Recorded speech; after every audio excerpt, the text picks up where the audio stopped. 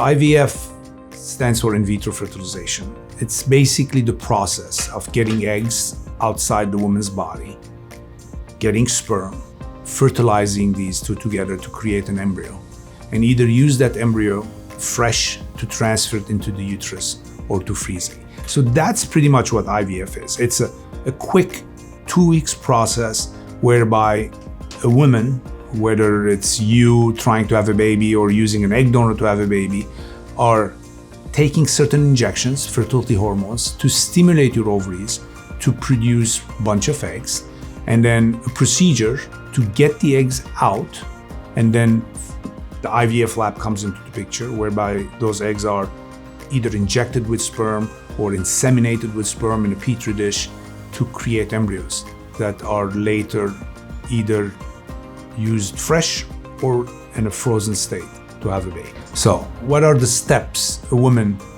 an egg donor or a woman has to take to go through an IVF process? So we start an IVF cycle when your period starts.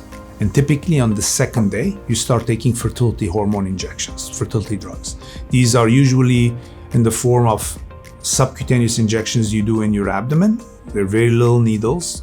Most patients do them themselves. You don't need to have someone give them to you. You take them daily, typically for about 4 to 7 days. After 4 or 5 days, you will have an ultrasound, basically measuring the growth of the follicles that contain the eggs. And we can monitor the growth of these follicles that contain eggs by ultrasound. By a vaginal ultrasound in 2 minutes, we can measure how many you have growing on each side, and an average would be somewhere between 10 to 30, let's say.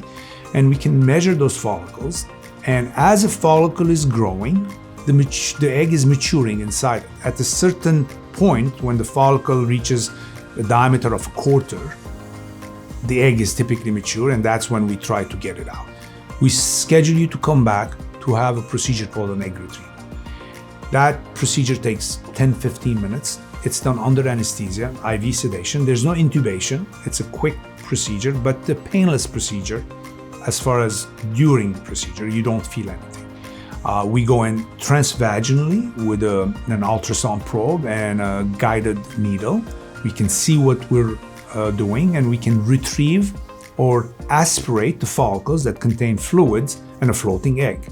After about 15-20 minutes of being asleep and going through the procedure, you are then taken to the recovery room where you recover for about 45 minutes, an hour, and then you walk home. There are many variables that play a role in the success of IVF. To achieve high success rates with IVF, it's like an engine, and all parts have to be moving at the same time. You need to have a good doctor, obviously, that diagnoses the problem or institutes the right treatment plan. You need to have a good supporting staff that helps you with the monitoring and with the ancillary care of the patient.